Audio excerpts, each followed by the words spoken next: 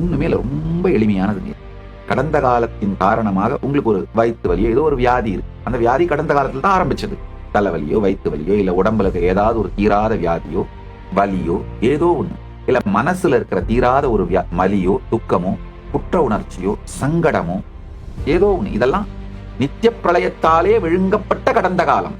அந்த தினந்தோறும் தூக்கத்துக்கு போகும் பொழுது அகம்பாவத்திலிருந்து அகம் சுபாவத்திற்குள் நீங்கள் முழுகும் பொழுது அப்படியே அவேர்னஸோட உங்களுக்கு இன்ஸ்ட்ரக்ஷன் கொடுங்க. உங்களுடைய கடந்த காலம் நீங்க மாத்தணும்னு நினைக்கிறது அத்தனையும் அழித்து, நீங்க எப்படி அந்த கடந்த காலம் இருக்கணும்னு நினைக்கிறீங்களோ விரும்புறீங்களோ அது போலவே நினைங்க. காரணம், ஒரு உதாரணம் சொல்றேன்.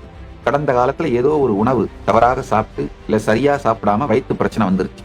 போய் அந்த நிகழ்வை அப்படியே பார்த்து அந்த நிகழ்வை அழித்து விட்டு நீங்க சரியான உணவை சாப்பிட்டு சரியா உடம்ப ஆரோக்கியமா வச்சிருந்தீங்க அந்த காலத்துல, அதனால இப்போ ஆரோக்கியமா இருக்கீங்க அப்படிங்கிற தெளிந்த பாவத்தை உருவாக்குங்கள்.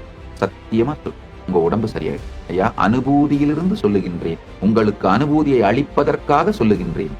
சத்தியம் இது, சாத்தியம் இது.